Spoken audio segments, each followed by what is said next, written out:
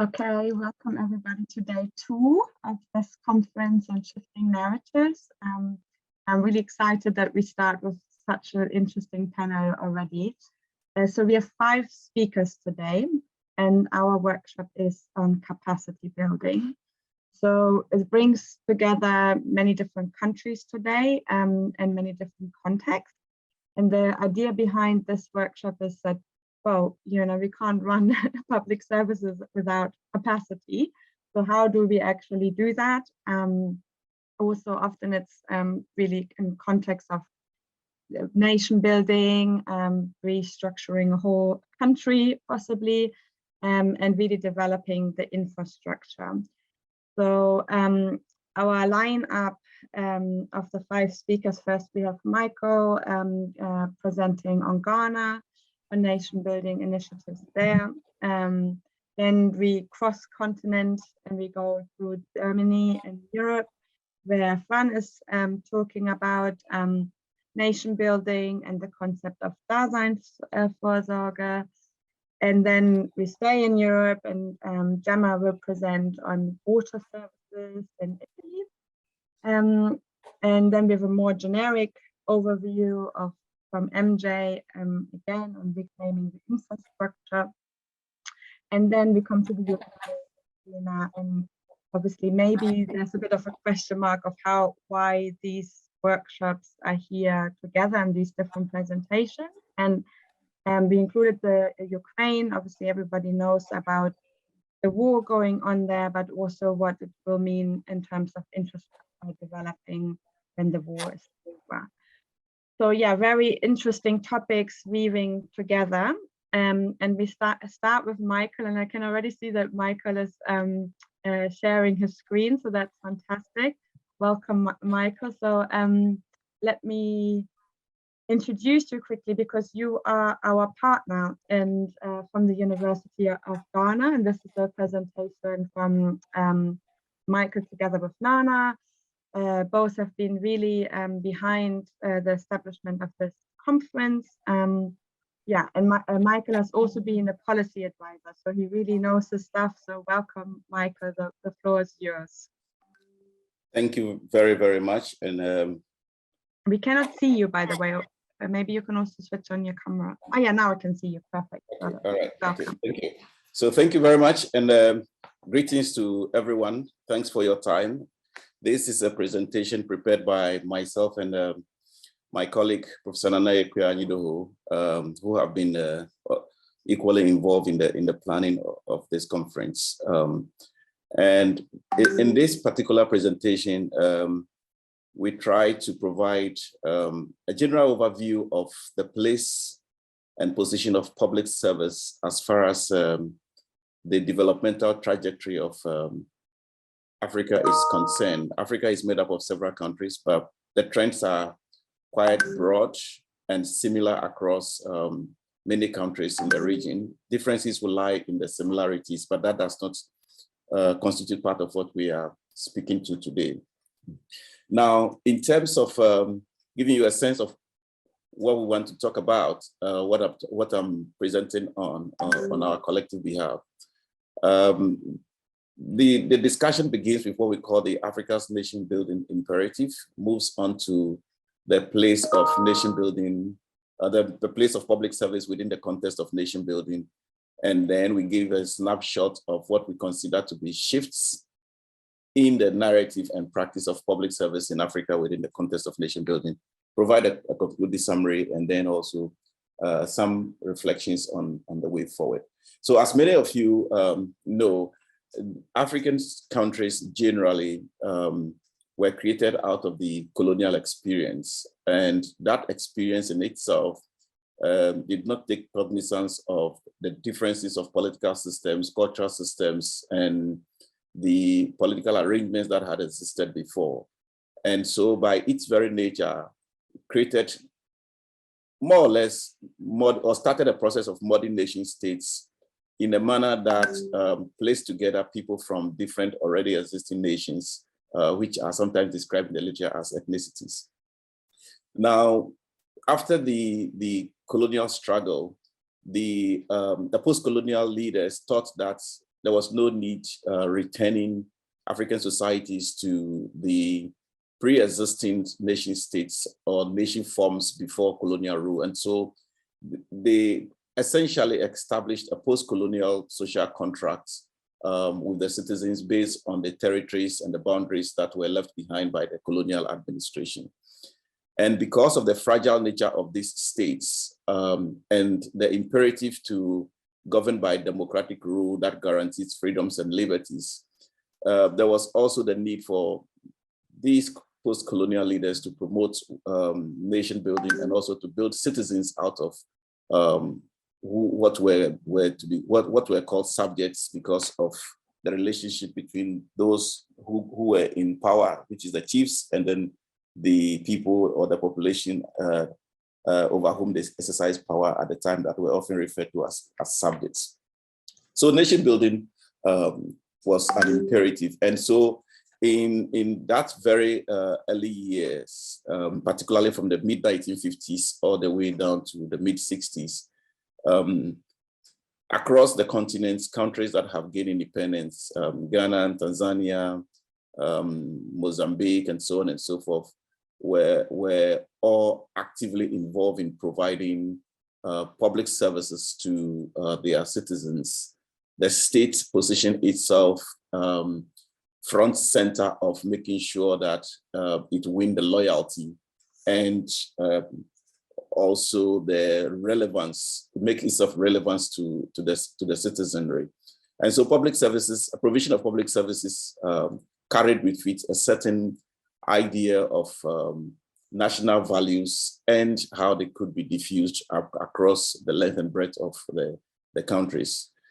And to a very large extent, public services gained their meaning as the glue that held the social contract together.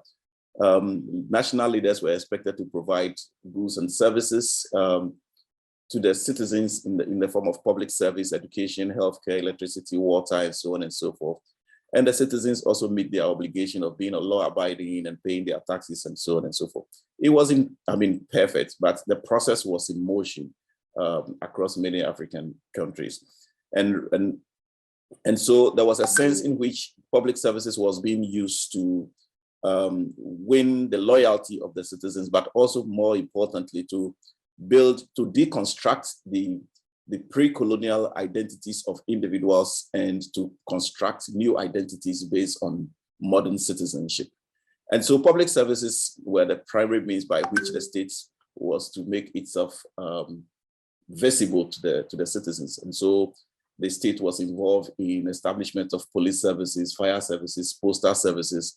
And the idea was to make sure that personnel posted by the state to the different parts of the country, rural and urban, were not only involved in performing their duties by way of delivering services, but also serve as a visual representation of the state so as to give people a sense of the common nationhood and then the one national identity that public services were being used to construct at the time.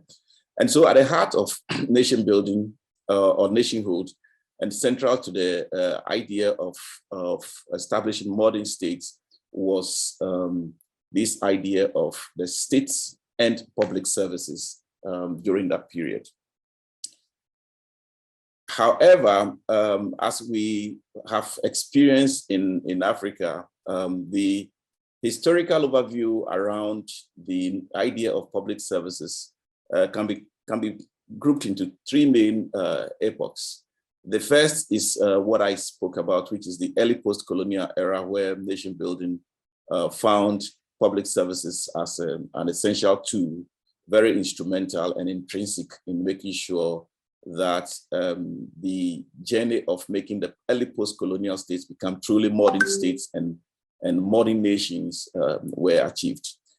Starting from the late 70s, but particularly into the early 80s onwards, following the economic crisis of African countries and the involvement of the World Bank and the IMF in imposing structural adjustment programs on Africa, public services came under attack. And for the most part, social policies, which normally find their manifestations through public service, were consigned to the margins and relegated to the background and seen as non-essential in the developmental trajectories of African countries.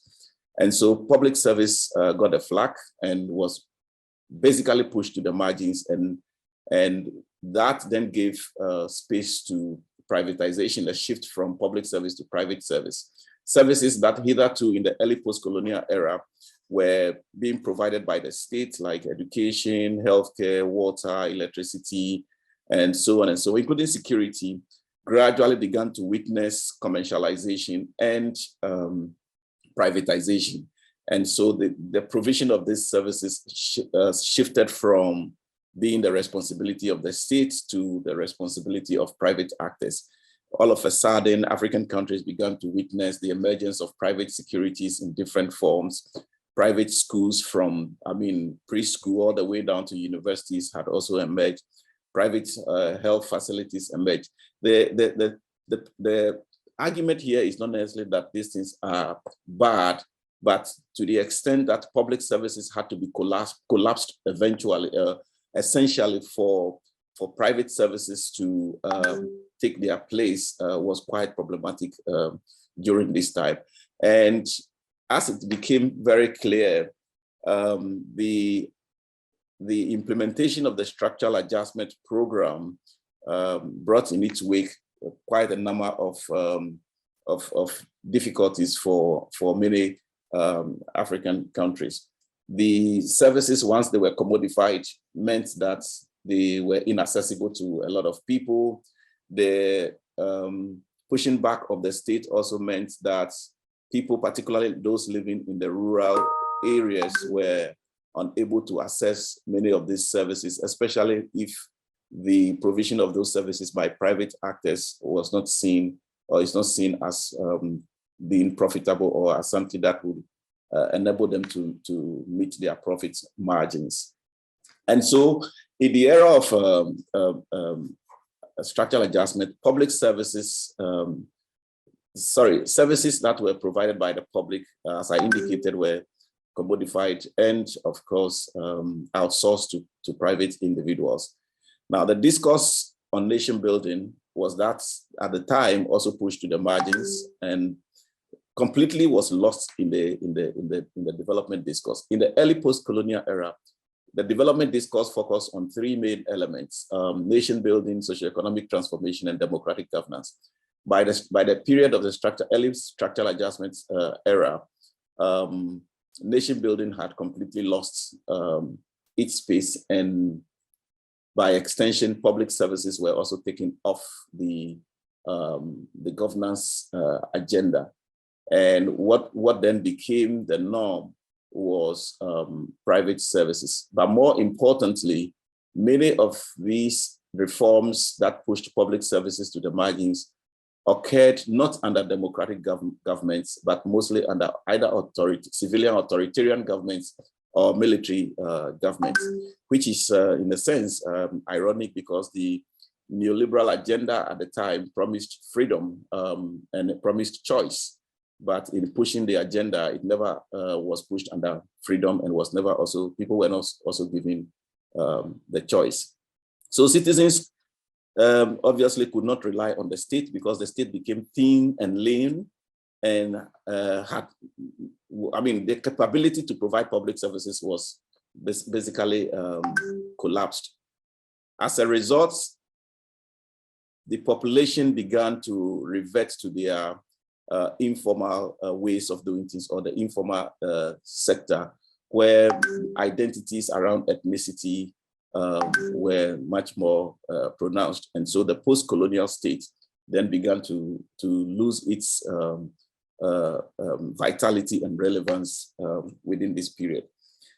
Interestingly, by the late 1990s, after over a decade of maligning and consigning public service provisions to the margins and taking it virtually off the development and governance agenda, it became obvious in series of reports produced not only by the World Bank, but by also a number of African scholars, particularly scholars like Kandiwiri and Jimmy Adesina and several others, that the definition of the problem for which structural adjustment were applied as solution in Africa were problematic, and that if the problems were defined with a proper understanding of the fact that African countries needed to have built their nations, and public services were an integral part of that process, and were allowed to at least maintain a certain balance of public service even in the midst of the economic recovery programs.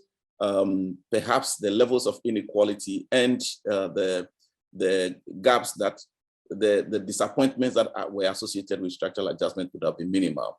And so from the 1990s, we started seeing the discourse shifting again back to the importance of public services, and by extension, the importance of the states as well. And so attention began to shift towards the important role played by the provision of public services in the lives of citizens, in winning their loyalty, in making them value the importance of paying taxes, and also rallying around the state in the form of solidarity. And then also the importance of the state itself in the pursuit of socioeconomic development became a big theme around this time, starting from the end of the 1990s. So public services in this period then was framed as something that was important, but was narrow in its definition, and also not directly linked to nation building. What we conclude from this is that in the early post-colonial period following independence, the states made public services and its provision central to the agenda of economic transformation and nation building, and the whole idea of creating modern citizens out of subjects. The 80s under structural adjustments basically reversed the whole of that process and gave no role to public service, or virtually virtually made private services take the place of public services. And that had a lot of ramifications, not only for the pursuit of economic growth, but also for nation building and even for democratic governance. The 1990s saw a slow return to public service, or a slow return of public services to the policy agenda, narrowly framed, and often it is echoed or voiced in the words like partnership, collaboration, cooperation, and these collaboration cooperations are often expected to be between the market and the state, or whatever we refer to as a joint service. So, as such, the failures of private service and the inertia of so-called joint service, highlighted by the COVID-19 pandemic in particular, offers lessons for a return of public service to the development narrative with a much more prominent role that does not necessarily undermine other forms of the pursuit of socioeconomic development.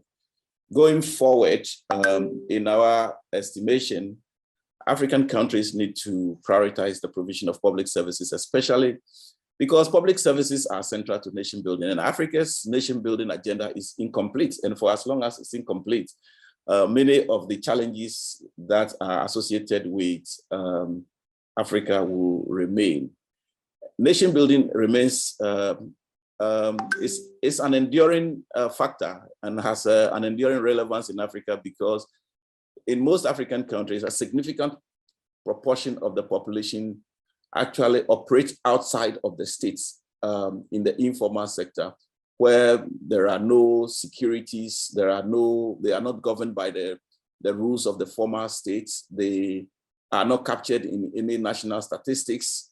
And to a very large extent, they are either the victims of high levels of inequality or completely ignored. And no nation can survive with this kind of situation where some are in the modern state and others are outside of the modern state. And so public services has the potential to help address this particular issue. And we've seen the evidence from the early post-colonial era. There were studies that showed that in the early post-colonial era, people felt much more connected to the modern state than they are ethnic nations. And even in more recent times, Afrobarometer studies and others seem to suggest that both the ethnic nation and the modern nation are competing for the attention and loyalty of the citizenry, depending on where or which one serves as the provider of services that meets the needs and expectations of the people. And so nation building cannot be achieved in the face of rising inequalities and inequities. Quality public service provision is the most viable means to achieve to reach most Africans, especially those in rural areas and especially also those in the urban slums. Finally, of great importance then is the need to create a new collective consciousness or conscience to support the provision of public services as catalysts for nation building and also ensuring the collective well-being of citizens in African countries. Thank you very much. Thank you very, very much, Micah. That was fascinating. Because we have such a tight schedule, we have all the presentations in a row, but I would really like to encourage you to put questions in the chat so that you don't forget later, also because we're shifting to another country.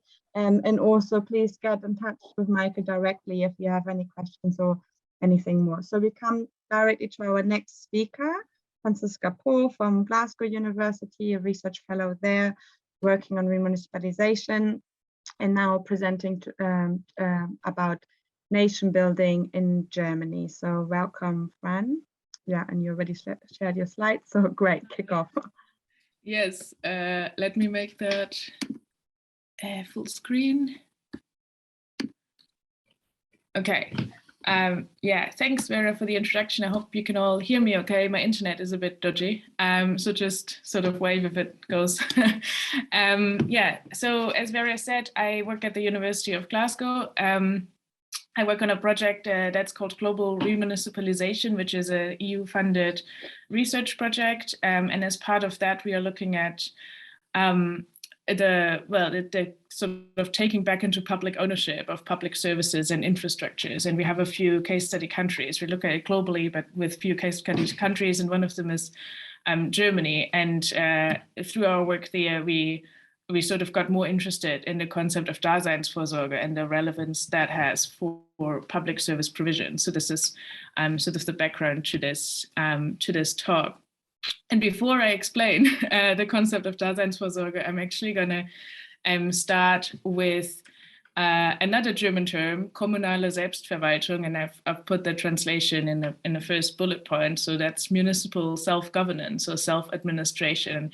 I think it's important to understand that first before we sort of discuss Daseinsvorsorge and its sort of meaning for narratives and public service provisions today. So kommunale Selbstverwaltung or municipal self-governance is a legally enshrined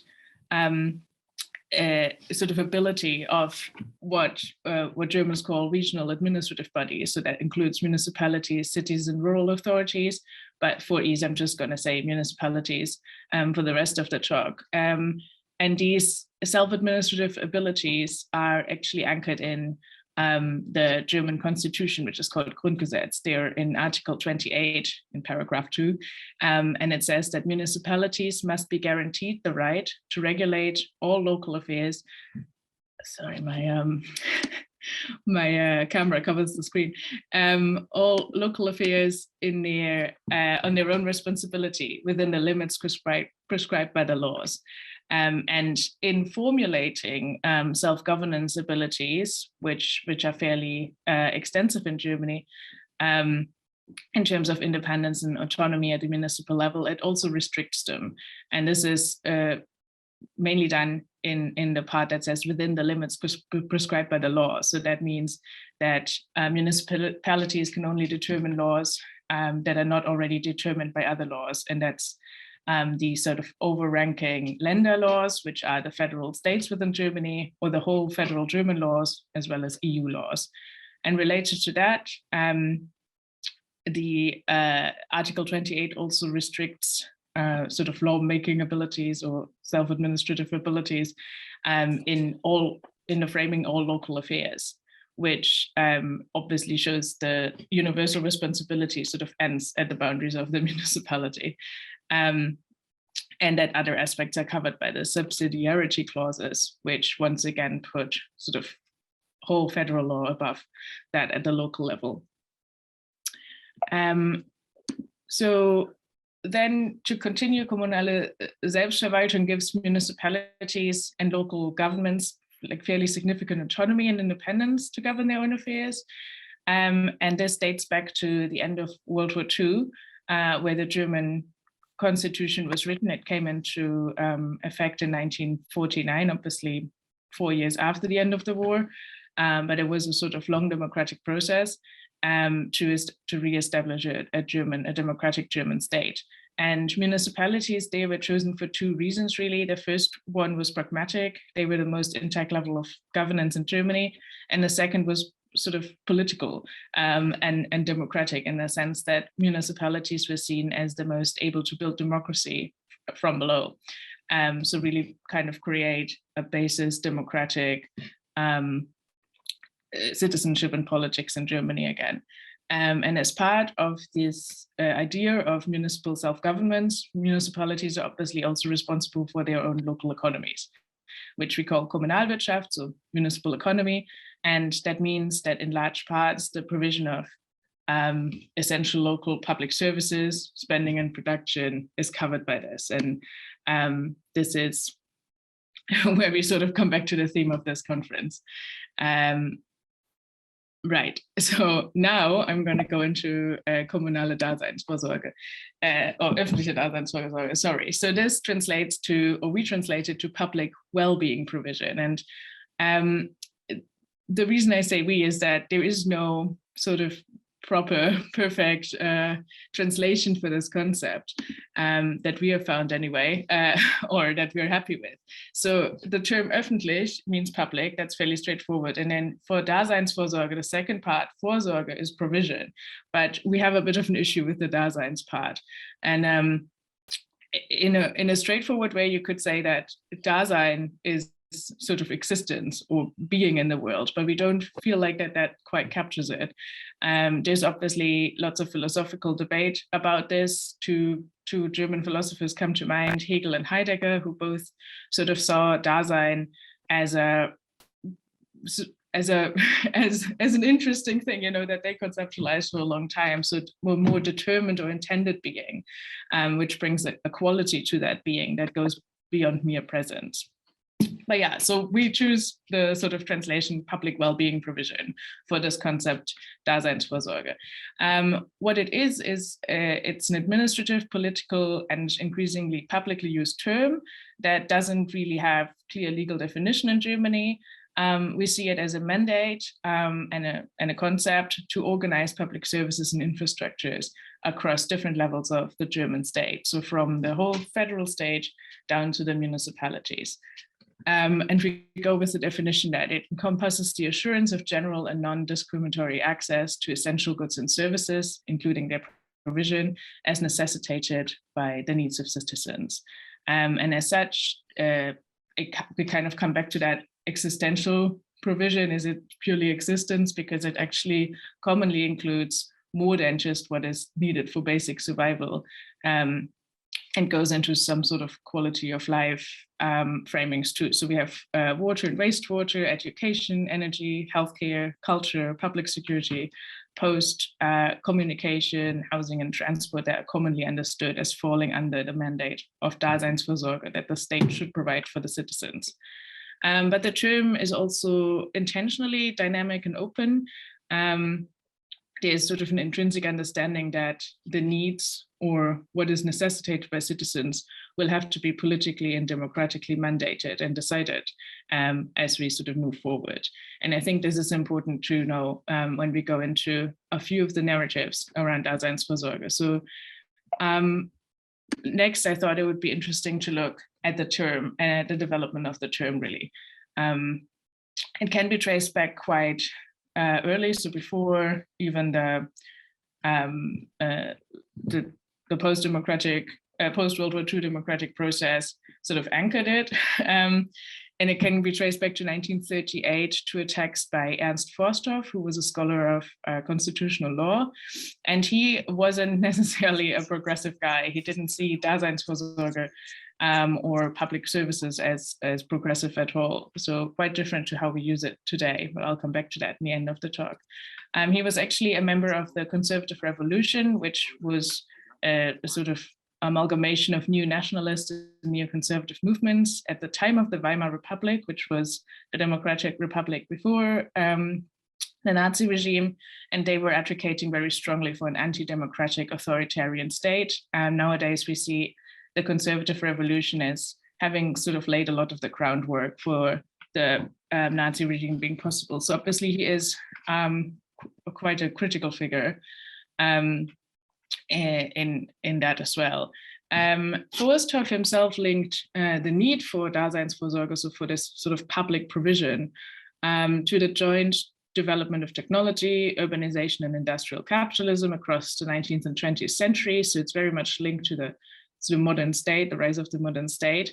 And he thought that in order for the state to be reproduced and presumably to be as authoritarian as he intended it to be, citizens needed to be supported. So they can no longer just kind of like go and split their own wood to warm their homes and catch their own fish to feed themselves. So they need to be supported in other ways to be as useful for the modern state as they possibly could.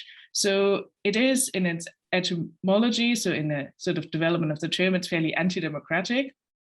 But it should be noted that even Forster added a sort of social dimension to this, maintaining that the kind of private for-profit sector could probably not adequately fulfill Daseinsvorsorge because the profit logic sort of stood in contrast to universal provision, as some services or infrastructures would be run at a loss. So he did see Daseinsvorsorge as a role of the state and as a role of the public. So then in terms of shifting narratives, Daseinsvorsorge has quite a different meaning today. And this is partly because the state has changed. So the state that Forster envisioned is not the state that actually sort of came, well, for a time it came to appear in quite a different way. And then today the state is quite a different state in Germany. The democratic German state still continues to use this concept of Daseinsvorsorge.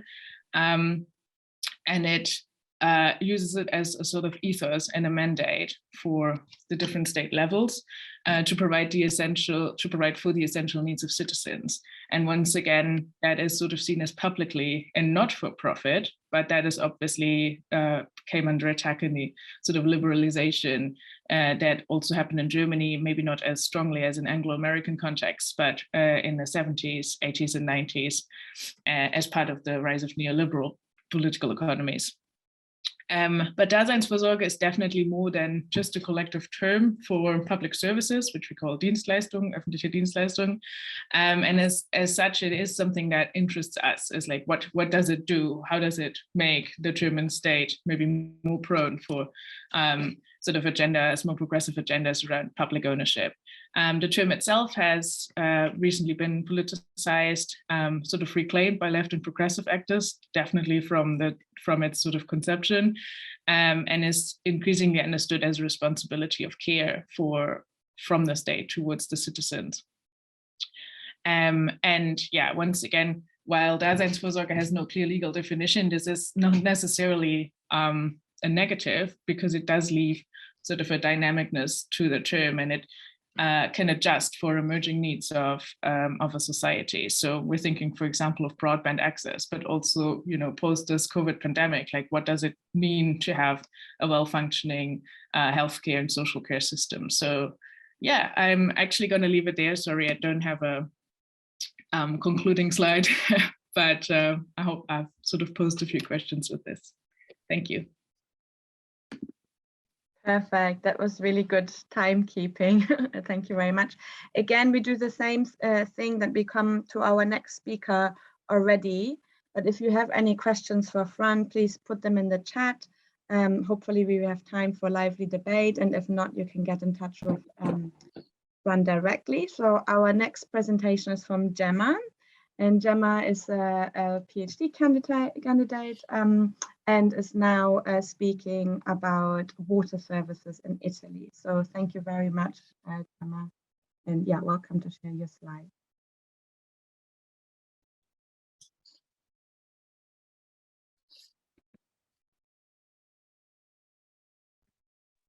Yes, good morning. I'm trying to share the slides.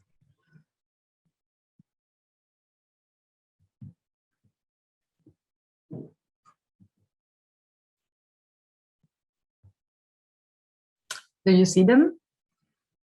Yes, we can see your slides. Just maybe we go through slide now. Perfect. That looks Yeah. great. Welcome. Yes. Okay, great. Yes, good morning, everybody. I mean, thank you, Vera, for the introduction, and thank you, everybody, for the very interesting presentations. And yeah, I will present on these courses and narratives on water services policy in Italy. And I decided to focus on Italy, not only because I'm Italian, but also because I think it's an interesting case in which water services policy has been contested since more than 20 years. So I think it's important to see how an historical perspective can help in understanding the current situation. So my broader PhD project is on in the fields of political economy and political ecology. However, today I will focus on a part of it, which is a critical discourse analysis to water services policies. And the starting point is that social reality is constituted by multiple interpretations, and such interpretations or constructions of meaning are relevant for designing, implementing, and evaluating policies. So yeah, the main idea is that the framing of a problem leads also to the proposed solutions to it, and that water services can be framed in several different ways: as a commons, as a human right, as a public service, a commodity, part of natural environment, and so on. And my methodology is based on historical analysis and interviews and qualitative content analysis. So moving to the topic.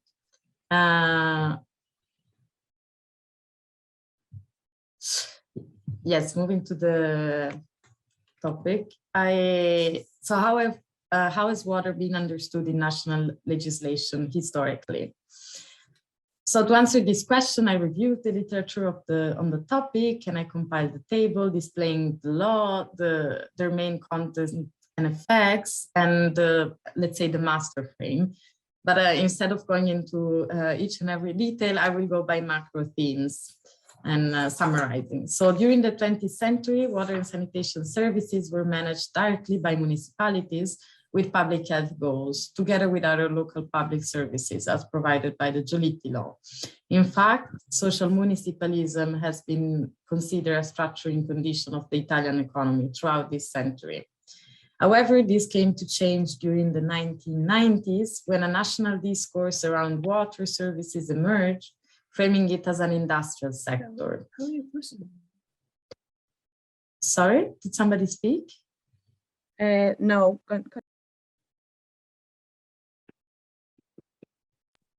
Sorry, just continue speaking. Okay. Oh, sorry, maybe there was something in the line. Okay.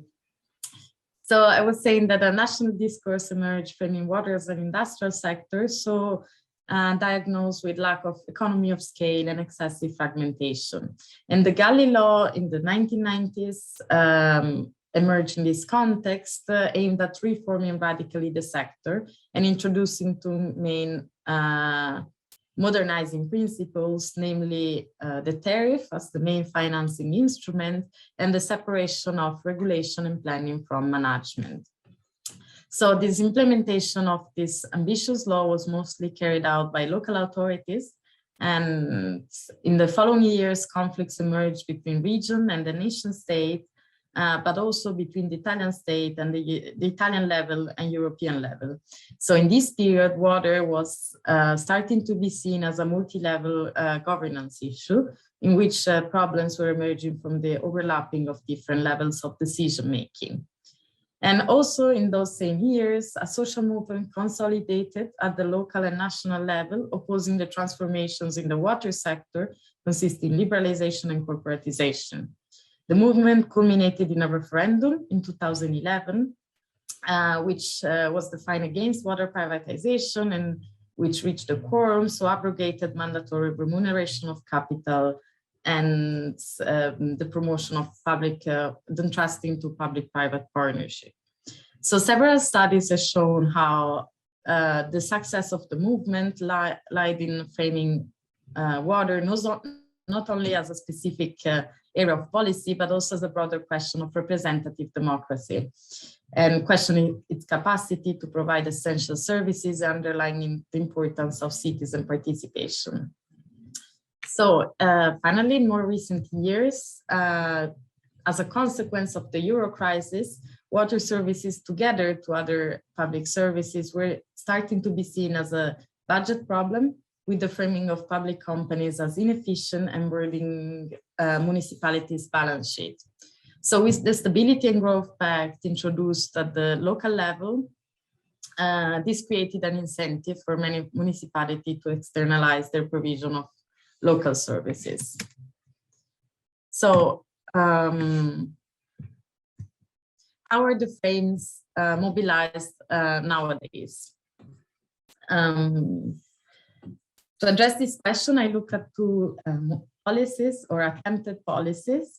In fact, in 2018, a law was proposed on remunicipalization of water services, framing water as a commons, and based on the law proposed since the movement from the movement since the early 2000s. And the law did not pass because the estimated cost of remunicipalization was estimated to be really high, but also there was in general little support, not only by the parties in power, but also by the water sector itself. And secondly, the Recovery and Resilience Plan and the related annual law on competition arguably represent the main policies affecting water in this year. And they frame, they conceptualize water as an industrial sector, carry on the frame emerged in the 90s. And the most contentious article was eventually winded down and was concerned with the possibility of in-house providing. And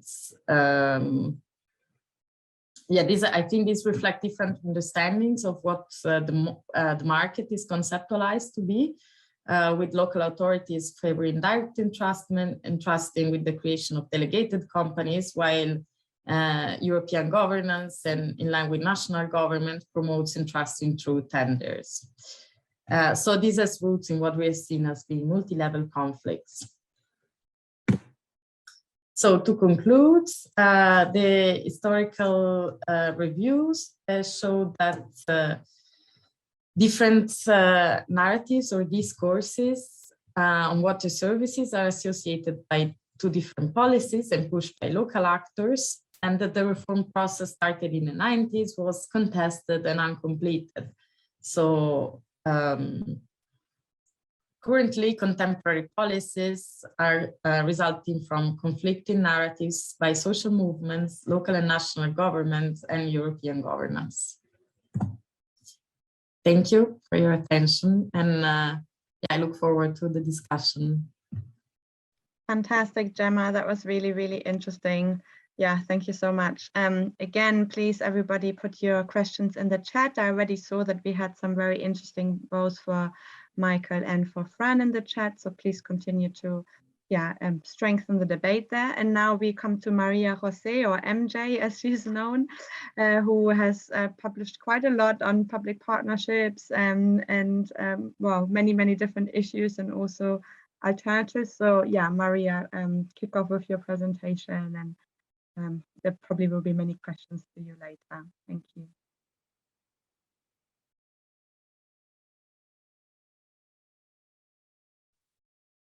Thanks, Vera, for the introduction. Thanks for the invitation to participate in this panel. It's great to be with you today. So I will present today a report that we published as Eurodad together with Society for International Development and many other partners that you and you have their logos in your screen last year in October 2021, and it was a very long term project that we had with them with a focus on sustainable infrastructure, and the title is Reclaiming Sustainable Infrastructure as a public good. And here, and in this specific conference, we will share with you a civil society perspective on this topic, as we see that this is a specific topic that needs a shift in the narrative specifically.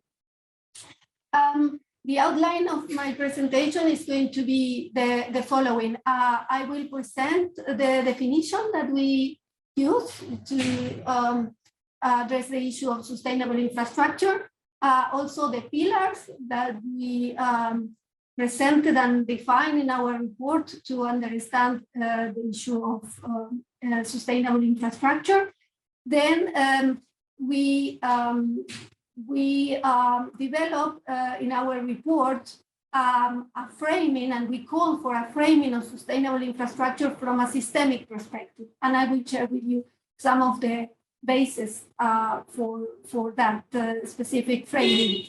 Thirdly, I will share with you some of the critical points that we present in our report on the prevailing narrative on infrastructure financing. And we specifically focus on infrastructure financing, as we understand that this is an issue that needs an important shift in the narrative.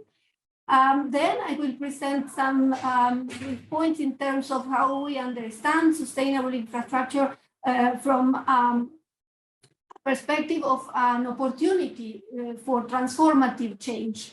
And that's why it's very important to address this issue in this specific conference. And finally, I will finish with a key message and some policy recommendations. Okay, so when it comes to the definition and the pillars, we define sustainable infrastructure as a structure or facility that is planned, designed, constructed, operated, and monitored in a transparent, participatory, and context-appropriate way, one that contributes to national and local priorities, extends access to services, paves the way to a just transition towards sustainable and climate resilient economies, and it's financed in a transparent and sustainable way, meaning that it does not lead to unsustainable debt. And in our report, we present the pillars that you have here in your screen. The social one, understanding sustainable infrastructure as one that is people-centered, context-appropriate, one that reduces inequalities, that is gender-sensitive. The governance one, that it's democratic, participatory, accountable, and transparent. And there are very specific and strong connotations in all the words that we include in the definition of these pillars. The ecological one is the third one, understanding that there is a need for common but differentiated responsibilities when it comes to climate considerations. We also emphasize the need for climate resilience, ecosystems regeneration, undertake the necessary assessment when it comes to the environmental impact of the infrastructure is going to be built. And finally, it's the economic pillar.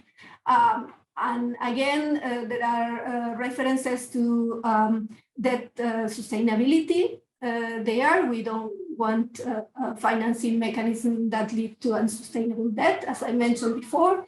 But we also emphasize, and we will see later, the importance of having sustainable infrastructure as the one that leads to economic diversification. This is a very strong point for us that has to do with this systemic perspective that I will mention in a few seconds. And then the fiscal and policy space aspect of the economic pillar, it's also very, very important to us. So framing sustainable infrastructure from a systemic perspective, what do you mean? What do we mean by this? So first of all is the fact that when we talk about sustainable infrastructure, we are talking about the services, the facilities that are at the core of economic development and social development as well. We are talking about schools, hospitals, bridges, roads, telecommunication, ports, etc. Right? They are at the core of many of the Sustainable Development Goals that were agreed in 2015. This is a critical aspect of the Sustainable Development Agenda. But not all type of infrastructure is the one that will help us advance on this specific agenda. It's critical to understand that infrastructure has to be built from the resources and the governance that are at the core of national development plans. It's also a point that we emphasize in terms of understanding what are the resources that at the systemic level undermine countries' capacity to finance infrastructure projects in a way that is sustainable. So in our research, we have built from the perspective of the different country cases and examples that we have developed together with partners from the Global South. And from all these examples, what we understand is that there are systemic deterrent at the global level that undermine countries' capacities to take a different perspective and a different approach to the issue of sustainable infrastructure. And this has led us to undertake an analysis of the assumptions that are at the basis of the private first narrative that it's quite prevailing in conversations around sustainable infrastructure at the moment, from the sustainable development goals and the UN financing for development agenda that was agreed in the Addis conference in 2015 onwards, right? Is there from billions to trillions narrative put forward by many development banks, with the World Bank at the lead. And in our research, we have developed some arguments to counter this specific perspective, because we understand that it's based on some biased assumptions. And the first one is the fact that public financing methods are incapable of filling the financing gap. There are specific references to the fact that there is a very important financing gap that needs to be filled.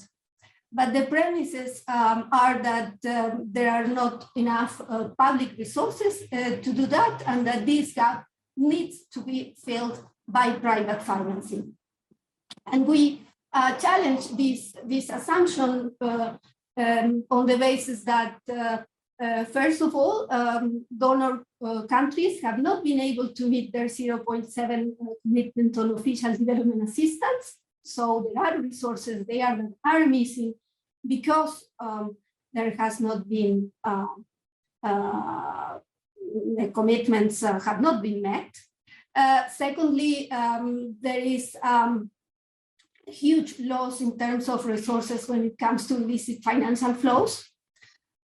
Countries are losing quite a lot of resources from the tax avoidance and evasion practices of multinational corporations. And this is another important, or this could be an important source of resources. And thirdly, in many cases, what we are seeing is that countries are paying quite a lot of resources to service, or are dedicated quite a lot of resources to service their debt. And there is no sustainable and there is no international agreed mechanism to tackle cases of unsustainable debt. Right. So at the global level, there are quite a lot of these deterrent that I mentioned before that undermine countries' ability to finance infrastructure in a bit of a different way. And this is why we understand that this big narrative, that this big push for a narrative that this gap has to be filled with private finance is its bias, because this shows that there is no willingness from the international community to tackle some of the key problems that lie at the basis of these challenges, right? The fourth point that we also understand as a biased assumption has to do with the fact that multilateral development banks and government should act as facilitators to attract private finance. And this goes to the core of some of the main paradigms that we are seeing at the moment that has to do with what Professor Daniela Gabor has called the Wall Street consensus, which means that when it comes to multilateral development banks, governments, and public funds in general, they should be used to leverage private finance. And the role of multilateral development banks and the role of the state, it's reduced in a way, in a substantial way, to act as facilitators and as institutions that create markets and that enable private finance participation in infrastructure sector, but also in public service provision more broadly. We understand that this is a bit of a biased assumption, and the state and public development banks could play a different role and ought to play a different role because there is a need to direct investment and to push for different type of policies and not to reduce their role in this particular way. The number three is the fact that in the prevailing narrative, what we are seeing is that more private finance is, in most cases, it's being seen as indirectly good, right? And there is a strong push to leverage private finance and to count for the activity of multilateral development banks and other institutions in their capacity to mobilize and to leverage, regardless of the impact of this money being mobilized or leveraged, right?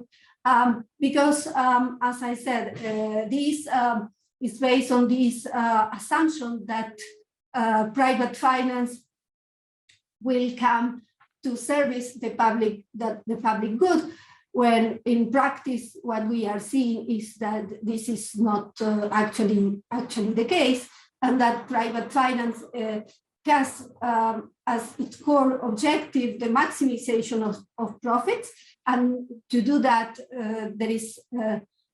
there are important trade-offs, and this is not the case that private finance.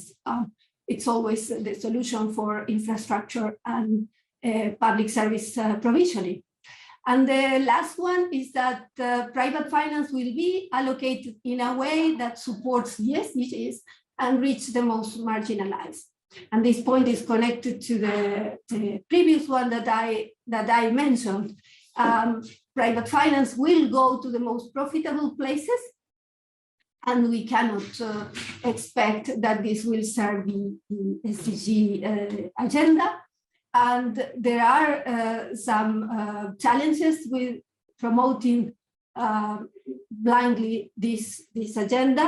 And these were the ones that we wanted to expose with this critical perspective. When it comes to infrastructure as a public good and the reclaiming exercise that we wanted to undertake in this research, we wanted to present a perspective that calls for sustainable infrastructure or that presents sustainable infrastructure as an opportunity for transformative change. And for us, it was very important to identify where fiscal and policy space could be made to go for this transformative change. The need for these national development plans, the need to reclaim domestic resource mobilization policies from countries at the national level.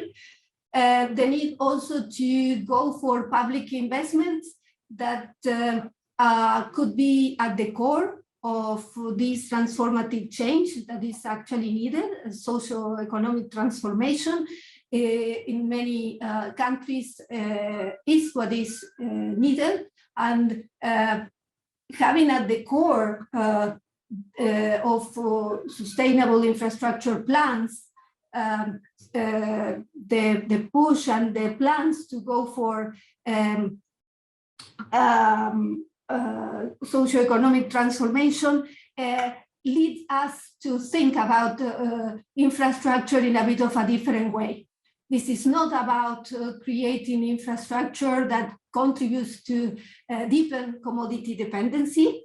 This is a bit of turning the narrative and the concept of infrastructure in a way that serves a bit of a different agenda that is the one that is needed, and that in most cases this is about industrial policies, preserving the right at the national level and of local stakeholders to understand what is the type of infrastructure that is actually needed, and from there decide on their financing options to make that possible. And that's, in a way, the shift in the narrative that we want to suggest. So here I come with the key message and the policy recommendations that we put together in the report. And in particular for this conference, we thought that it would be very important to have a very strong call that it's about the role that civil society and progressive academics have in this specific debate. We understand that it's important to reclaim sustainable infrastructure as a public good and go into strategies and debates that allow for that, right? How we make that debate being centered in another narrative, in another agenda, the one that I mentioned, the one that has socioeconomic transformation of economies at its core, and not just an export-led strategy that actually contributes to dependencies and the problems that we are seeing. So what we call in a way is for a shift in the narrative about sustainable infrastructure and its financing, and the basis of three set of policy recommendations. The first one is that it's needed to scale up publicly financed infrastructure, particularly in social sectors. Social sectors will be the ones that need public finance the most. It's very important because in some of the cases that are covered in this conference in terms of public services, there is a need to think about how to govern them publicly, how to finance them publicly, and how to reclaim them in a way for the public good. The second set of recommendations refer to rethink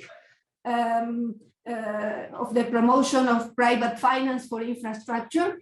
And this has to do with some of the concerns and points that I mentioned before. There will be a role for private finance in the field of infrastructure, social and economic infrastructure, for sure, yes. But how to do that in a way that this serves an agenda that is rooted in national plans, national priorities, an agenda that serves the interest of local communities and not necessarily the interest of private investors. This is a point that it's very important because this is the point that is pushing us to get into what attracts private investors rather than what serves an agenda that it's an agenda based in human rights and the needs of people on the ground. And the third set of recommendations have to do with improving the quality and the sustainability of infrastructure, including its systemic considerations. And here I want to remind you all of the 4 pillars that I presented at the beginning. It's important to improve the quality of infrastructure in its 4 pillars, improve its sustainability, also understanding sustainability broadly speaking, it's environmental sustainability, social, and it's financing sustainability as well. So the governance of infrastructure, it's very important, and obviously the environmental implications as well. Thank you very much, and I am open to hear your comments, questions. Flora Sonkin from SID is with us in the audience, and it's the co-author of this report. And as I mentioned at the beginning, this was a very long process that involved partners from the south, from the north, and we enjoy very much that project and hope that you find it interesting. Thank you very much. Thank you very much, MJ. That was fascinating, really fascinating research. Yeah, so we have one more presentation from Lena about the Ukraine and the healthcare sector, and then we come to questions. However, if you have any questions already in your head and you have the big urge to express it, please put them in the chat. It's always really helpful to gather our thoughts already. I've seen that some people have already done that. And I also shared MJ's reports that she presented on in the chat. So Lena, thank you for joining us here. Please tell us what you have to tell us. I will spotlight you so you can share your presentation if you wish. Thank you. One moment, please. Yeah, take your time. There's no rush.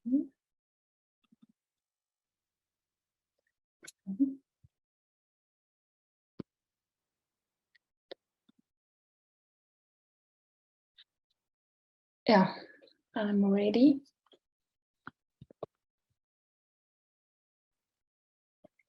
Good afternoon, everyone. We cannot see we can see your slides, but we cannot see the it's not on slide share yet. So the full You don't see my slide? No, we do see your slides, but we just see them small. We don't see them big yet. It's not on slideshow yet. Sorry. I need to do this smaller, yeah? No, bigger. If you put slideshow on, maybe I just confused you. I think if you, I can't read Ukraine, but Sorry. play button should be fine. Okay, one moment, please. Once again, sorry. No worries. Normally there's like a button where it says slideshow. Yeah. Yeah, that one. Yeah, yeah. Perfect. That's fantastic. Great. Yeah. Thank you. Okay. So,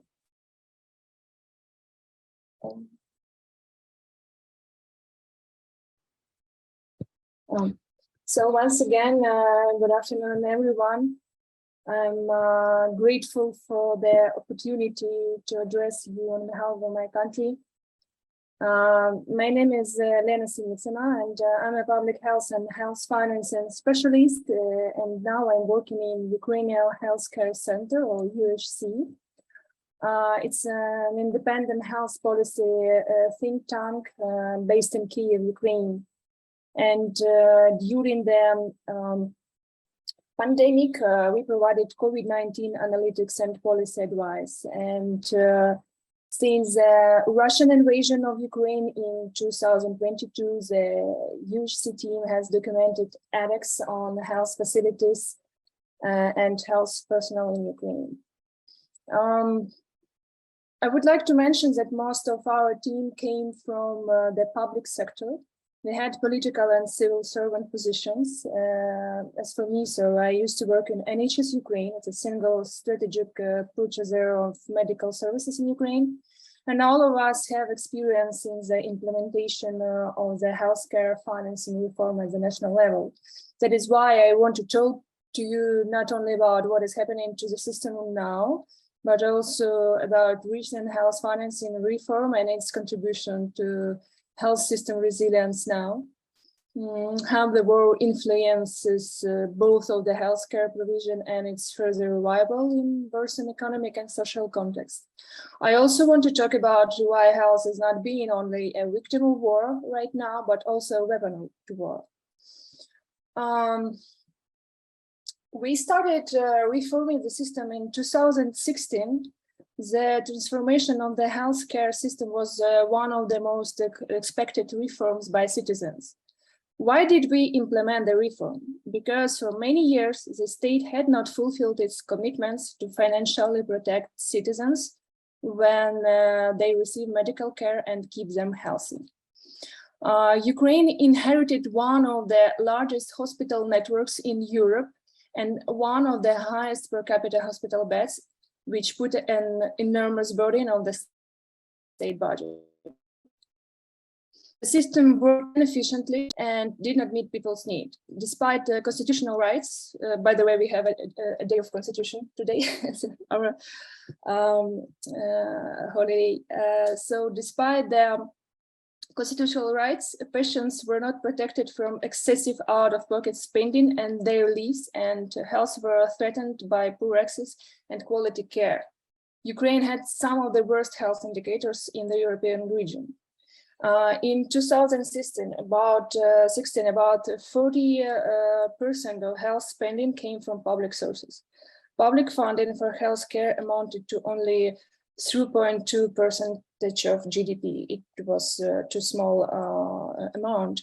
And in 2016, we decided to take advantage of the window of opportunity. The idea behind the reform was to create clear, understandable state guarantees for medical care, better financial protection for citizens in case of illness, efficient and fair distribution of public resources, and reduction of informal payments. In 2018, for the first time ever, a fundamental transformation of the healthcare financing model has begun in Ukraine. Envisage a true paradigm shift from the old hospital-centric financing system, when state budget funds were spent on keeping only hospital networks across the country, to a modern model of payment based on contracts linked to relevant output indicators. In April 2018, a single national purchaser of health services, the National Health Service of Ukraine, or NHSU, was established. Already in July 2018, the NHSU concluded the first contracts with autonomized providers of PHC based on a capitation rate. People were given the right to freely choose their family doctor. And as of April 2009, the NHSU began to administer a reimbursement program of essential medicine based on electronic prescriptions. The reform of specialized medical care began on 1st April 2020. It was the beginning of the pandemic in Ukraine, but we didn't refuse to implement this, the hardest part of reform. And then the majority of public health care expenditure has been centralized and merged into the program of medical guarantee, our explicit benefit packages, which are paid by NHSU. And new financial mechanisms and payment methods have been introduced for more efficient and equitable use of public resources.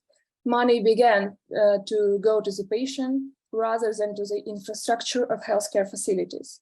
And despite the fact that health spending was still insufficient and the prospect of substantial increase in fiscal space was not on the horizon, we focused on increasing the efficiency of the system.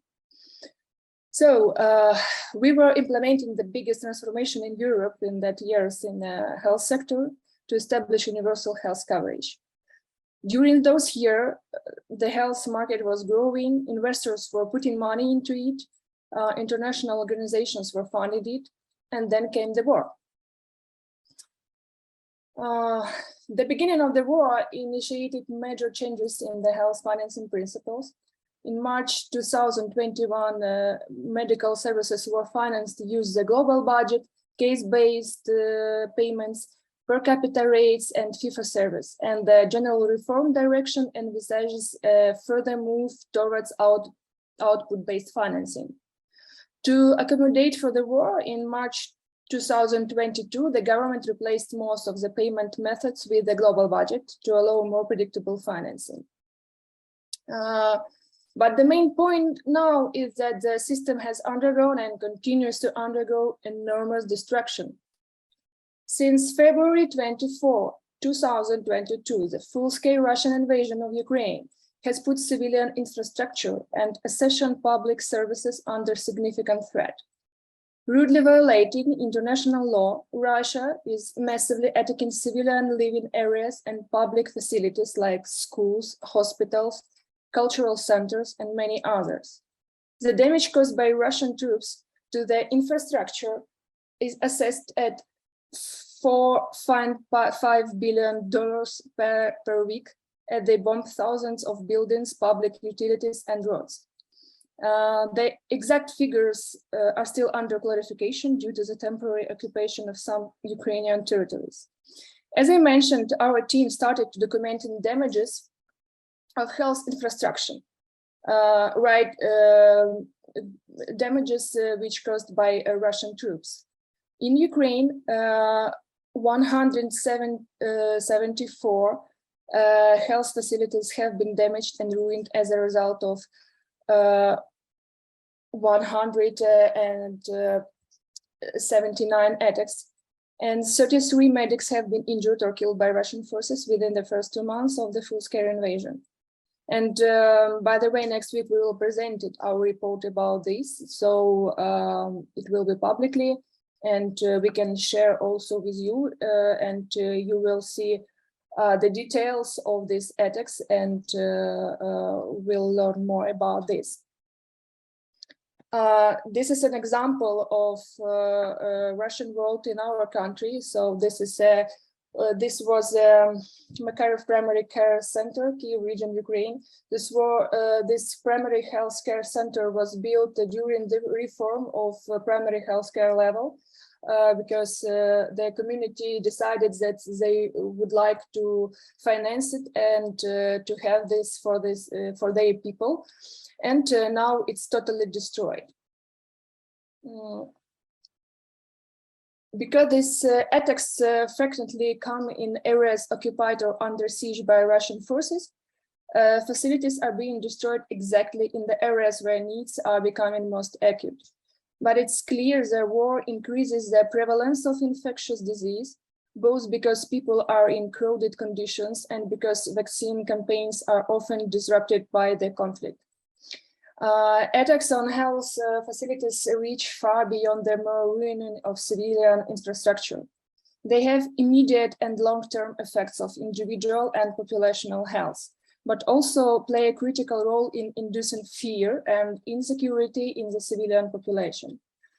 Due to their nature, due to these tactics of war, health facilities have a special due to the nature, health facilities have a special status in the international humanitarian law. They remain operational even during active warfare. They create a safe place for those who need to struggle not only with the horrors of war, but also fight their disease. If health facilities become a target, and if they become a target because they are health facilities, it has an enormous demoralizing effect. Attacks on healthcare have become a means of terror. Russians not only destroy clinics, but all parts of civilian infrastructure, schools, water towers, etc. And the result is that people are leaving. They're scared and they're leaving. Since the beginning of the invasion, 6.9 million Ukrainians have fled their country. Another 7 million fled their homes and were internally displaced. So 1 in 3 Ukrainians were forced to leave their home looking for security. It's the largest migration wave since World War II. As for me, now I'm in Kiev at my home, but in the first months of war, I had to leave to a better, safe place. So I also was an internally displaced person. The full-scale war has led to an immigration of health workforce to Ukraine. As no research is yet available, we can draw interim conclusions based on information from healthcare representatives. Active hostilities have significantly affected the situation in the Kyiv region.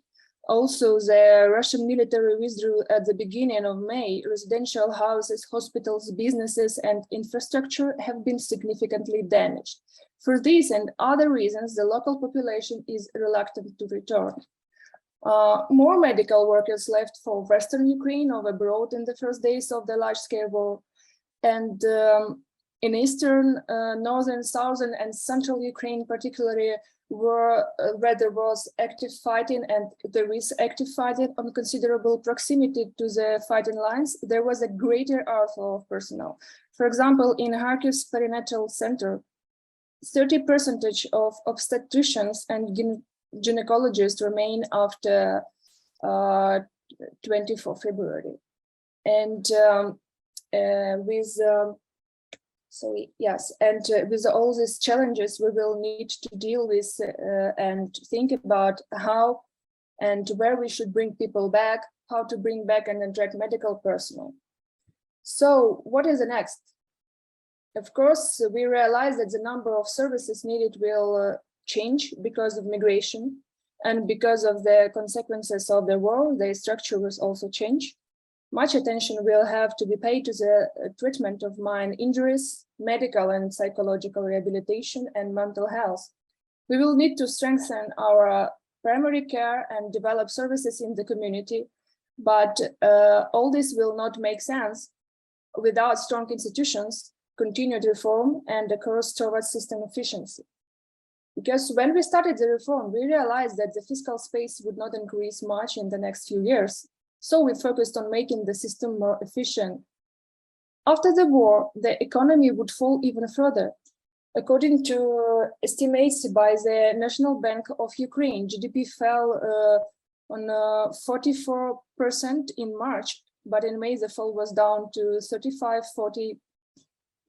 and it's more than just in 2014 when the war began in east of Ukraine. The change for the economy will be catastrophic. This means that it will remain critical that we continue to have the efficiency and institutional capacity to continue the reforms that have been initiated. Ukraine's health financing system has made significant progress over the past 5 years. The country built up a highly agile and capable NHSU, introducing new financing mechanisms at the hospital level as the world was facing the biggest public health crisis of our lifetimes. However, the ongoing war has put all these achievements at risk.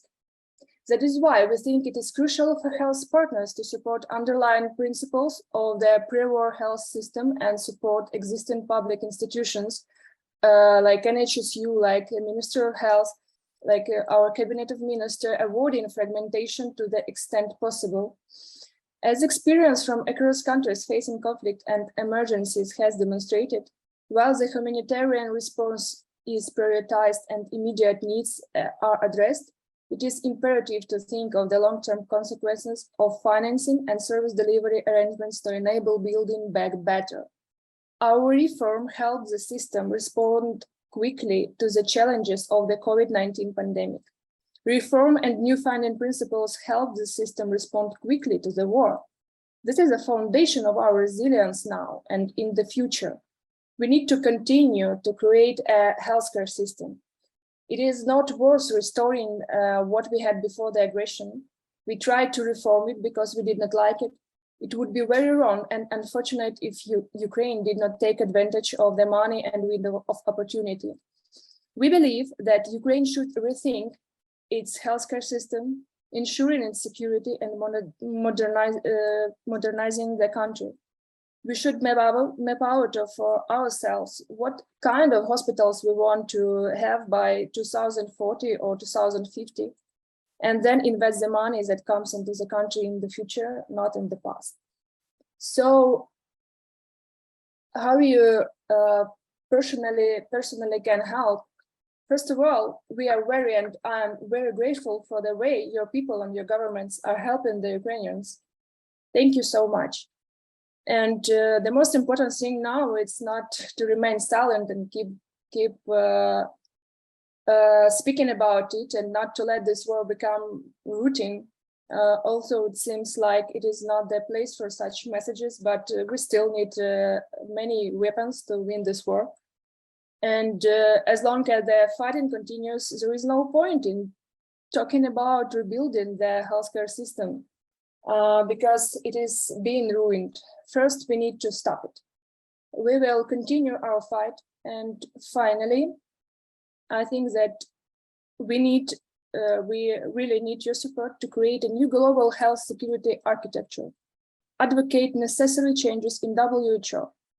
Our global healthcare society must take a strong stance of zero tolerance toward attacking healthcare infrastructure by the WHO member states, especially using it as a means of warfare. And take all necessary measures to avoid impunity for destruction of healthcare infrastructure by the member states. The mandate of the WHO for more proactive measures in detecting, data collection, reporting, and supporting investigation of hospital attacks should be expanded. Because right now, unfortunately, we don't see WHO acting and responding to its member Russia's destructive actions on its territory, on the territory of Ukraine. And if each of us can raise this issue at our own level and offer our ideas for further reforms, we are ready, global reforms, and we are ready to cooperate and unite for the sake of our common values. Thank you so much.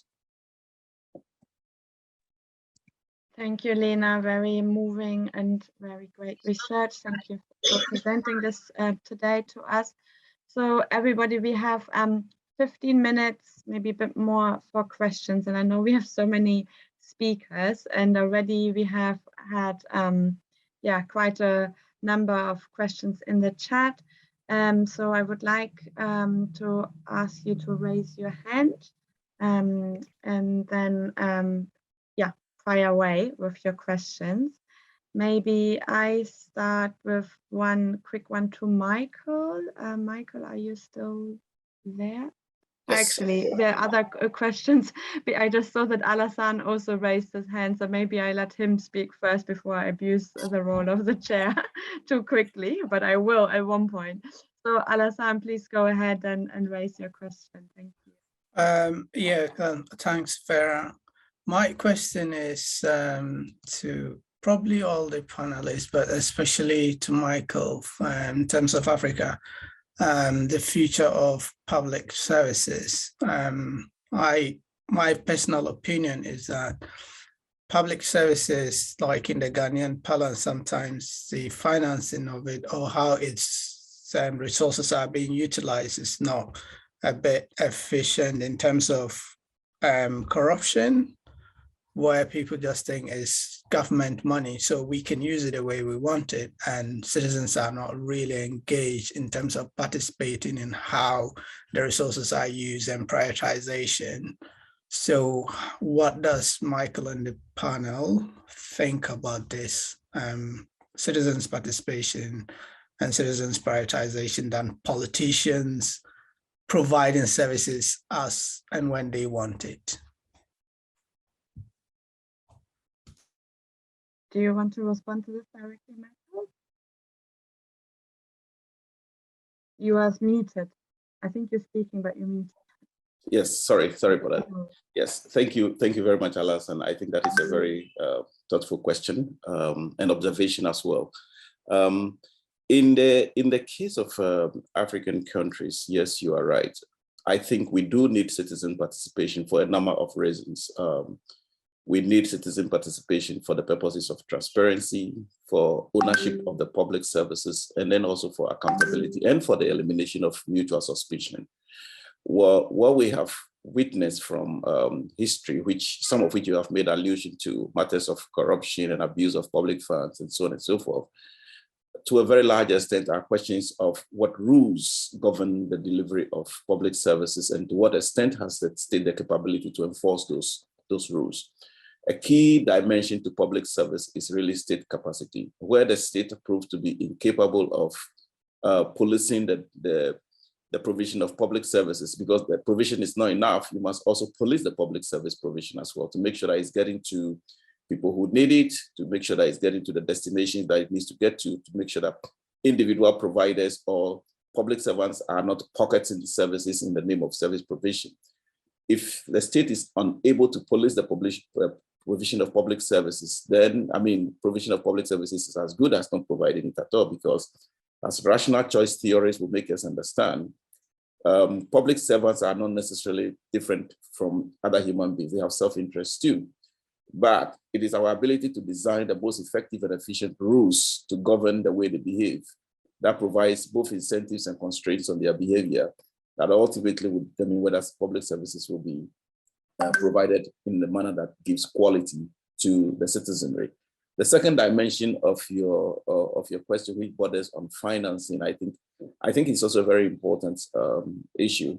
Financing is important, but it is, in my view, something that can be worked out once we agree on the relevance and the importance and the metrics of public services that needs to be provided.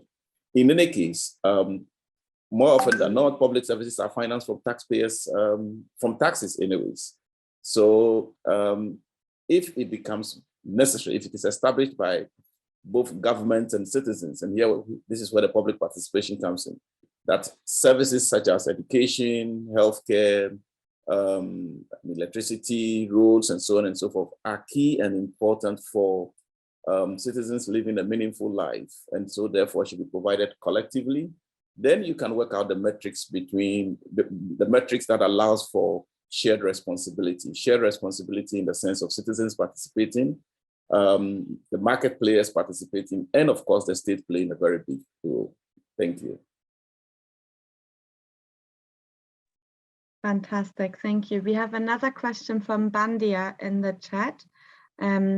Unfortunately, it's you asked me earlier, I think, about French translation. It's all in English, but do you want to ask your question anyway? Bandia? Don't know if you can hear me or understand me. Okay, I come back to you later then, in any case. If there are other people who want to ask a question, please raise your hand. I also have seen some in the chat earlier. I wanted to ask a question to Fran then about the German case study and the concept of Daseinvorsorge. And obviously this is a very global conference, and sometimes it might be a bit funny having concepts in German and then, you know, how do they translate to other contexts? And of course, this is not to provide a blueprint, but I want to ask you if what your views are about this concept and what the learning curves are. Can this be, is there any lesson learning for an international context in terms of narrative shifts? Yeah, how do you think it could translate into other contexts? Thank you. Yeah, thanks, Vera. There's also a question in the chat from Lena that I might answer sort of together with your question. It's about how the concept and understanding of Daseinsvorsorge is impacted by tendencies of financialization. And I think I might answer that first before I come to your question. Thanks. So the Daseinsvorsorge is very heavily impacted by financialization and also liberalization or neoliberalization logics. So it's not sort of protected from that. And I think this is because the task of provision in the German understanding does not equal the task of fulfillment. So a key problem there is that it's sort of not enshrined in law in the first place. It's not a defined legal term, but also it's sort of not, you know, protected from being privatized. And I said that even Ernst Forsthoff, that sort of authoritarian-minded guy, actually saw a problem with private provision. So at multiple different times, multiple different narratives, there were already sort of thoughts about that going back and forth about the financialization. As I also said, German law in a way is subsidiary to EU law. So as the EU was liberalizing, pushing liberalization agendas, that affected German context as well. And then Daseinsvorsorge was affected by that. We especially saw that with EU liberalization in the energy sector. And the provision became, the fulfillment became privatized. The state is still responsible to provide it, so provide certain infrastructures like the electricity grids, like the sort of administrative offices. It so all has to be provided, but it doesn't necessarily have to be fulfilled by the state. And then what we see as part of the project I work on is that these things are being sort of taken back again, especially in the energy sector in Germany. There are remunicipalizations, so where the state then says actually private didn't fulfill it. The neoliberal promises of efficiency and quality and cost reduction weren't there. So the German state then, a lot of through the municipalities, take back public services at the local level. And this, I guess, is sort of then coming back in a long-winded way to Vera's question. Yeah, this concept obviously is a very German concept, but I think from it we can learn how to, you know, from the previous failures of it, we can learn how to maybe embolden public services in other contexts. And just looking at these examples and seeing, okay, how is provision sort of, how is it regulated at the municipal level in Germany? Can we sort of implement similar structures in other places? And I'm aware that Germany is in a special position where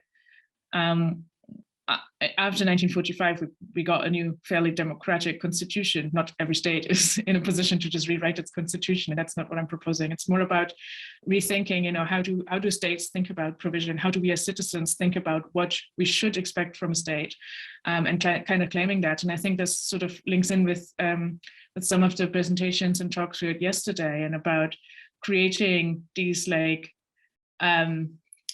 these mandates towards the state to say we as citizens deserve a certain like quality of life, and that should be provided publicly and not for profit. I think I'll leave it there to let other people ask questions too.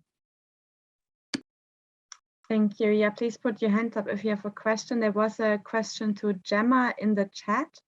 about, I don't know if you saw it, Gemma, and if you could respond, but it's basically, the question says it's how you analyze the narratives and if you make a difference between the dominant and the counter narratives. Yeah, so if you could respond to that, thank you. Yes, thank you for the question. And yeah, about what kind of documents. So it's all types of documents produced by the actors, which are the same actors that I interview. And on how I analyze them, it's through coding. And yeah, I either do it by hand or through Max4DA, which is a software for coding. And it's about difference between dominant narrative and counter narrative. I actually haven't worked on that, but I see it's relevant, and yeah, maybe that's a good suggestion for my further direction to go to. Thank you. Fantastic, thanks. Yeah, and MJ, yeah, you just raised your hand. There's also a comment from Sandra. I don't know if you saw it in the chat, so maybe, well, okay, I will read it out, but you can first ask the question, and then I look for the comment, unless Sandra, you want to tell us about it directly after MJ speaking. Go ahead, MJ. Thanks. I was not able to read the comment, so I will look for that. I wanted to come in on the question of citizen participation, because I do think that this is a crucial one, and it's the one that in our analysis we include in the governance pillar. And it's not just about participating in the monitoring stage, or just in the as users, and the possible ways that we can identify for participation at that level. But we certainly understand that to have a public good lens on the issue of infrastructure, but on the issue of public service more broadly, there is a need to think about participation and accountability, transparency at all the different stages of the project cycle, from the design and the decision on the priority project to the monitoring stage. And I do think that this is a key ingredient to say that we will have sustainable infrastructure, but public services as well. And one additional point that I wanted to make has to do with the quite mainstreaming the distinction between economic and social infrastructure, right? And in some way, this leads quite a lot of the analysis to say that social infrastructure is something that it's going to be secondary in terms of priorities to the economic type of infrastructure that is the one that will lead to economic growth, right? And in our analysis, that it's very much building on quite a lot of analysis out there from heterodox economists that think that this distinction, it's a false distinction, and it's a distinction that should not be there, because infrastructure has to be conceived in a broad sense from its transformational and goes to the transformational approach to development.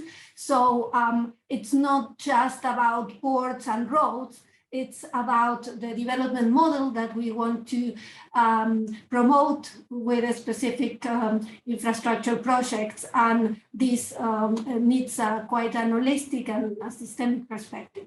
Thanks. Fantastic, thank you, MJ. Sandra, I don't know if you're still there and you want to talk more about the comment you made to MJ. If you can hear me, welcome to speak. Maybe she's not there. Anyway, she was mentioning about rebuilding public services, also that they're environmental friendly in terms of climate change and the context of Africa. So, I mean, you probably know each other, but this is the way you could connect in that regard. Yeah, and Lena, thank you. I wanted to bring you in.